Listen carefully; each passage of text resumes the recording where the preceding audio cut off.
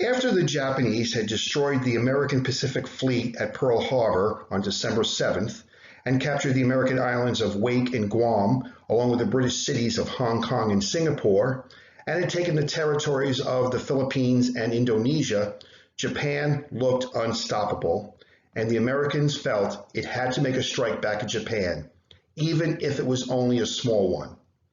This would lead to the Doolittle raid. Colonel James Doolittle will lead a flight of 16 B-25 Mitchell bombers. They will take off from the carrier USS Hornet and bomb Tokyo. The Hornet, like all aircraft carriers, does not have a long enough runway for bombers, which would make it very difficult for the B-25s to get enough speed to actually lift off. Here we see Colonel Doolittle attaching peace medals that had been given by the Japanese government to the United States. His plan was to put them on the back of the bombs that he was going to drop onto Japan. Here we see the B-25 bombers strapped down to the flight deck of the USS Hornet as it crosses the Pacific. And here we see one of the B-25s taking off that morning. As they flew across Japan, the plan was then to continue on to China, where they would land their planes. It was a dangerous secret mission because they had to sail within 750 miles of Japan without being seen. With only 16 planes, they do create very little damage, but it is a major moral victory for America that was still smarting from its defeat at Pearl Harbor. Most of the men, including Doolittle, bailed out over China. Of the 80 men, 3 were killed in action. The Japanese captured 8 airmen. 3 of them were put on trial and later shot. Another died in captivity. The Japanese killed 25,000 Chinese civilians in an attempt to find the other pilots. However, with the help of Chinese soldiers and civilians, Doolittle and the remaining airmen escaped.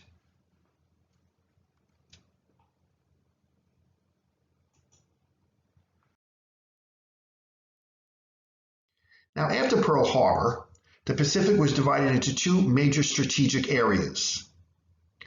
General Douglas MacArthur, who was famous for commanding the Philippines and who made his famous pledge, "I shall return," was named Supreme Commander of Allied forces in the Southwest Pacific area. He would command American and Australian forces and mostly concentrate on capturing the island of New Guinea. Admiral Chester Nimitz was named Commander-in-Chief of the Pacific Fleet. As ships became available, Nimitz will shift the Americans into the offense. Nimitz would develop the strategy of island hopping, bypassing and isolating strongly defended Japanese-held islands, leaving them behind where they would eventually be forced to surrender. This strategy would save time and ultimately many American lives. Nimitz would lead the Navy to the end of the war. Another admiral was William Bull Halsey. He was the most aggressive and combat experienced carrier admiral in the Navy. He believed in naval air power as an offensive weapon and actually became a naval aviator at the age of 52, the oldest ever.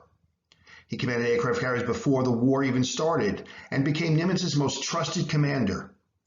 He would lead carrier task forces against the Japanese throughout the war. The Battle of Coral Sea occurred on May 7th to 8th, 1942. Japan's attempts a sea invasion of southern New Guinea. The goal was to capture the port city of Port Moresby. Now, the U.S. knew about Japan's plans because codebreakers had broken the Japanese naval codes. Here we see when the Japanese were sailing down, the Americans were then able to intercept them to stop the invasion. The U.S. Naval Force, with 2 aircraft carriers, the USS Lexington and the USS Yorktown, intercepts the invasion fleet.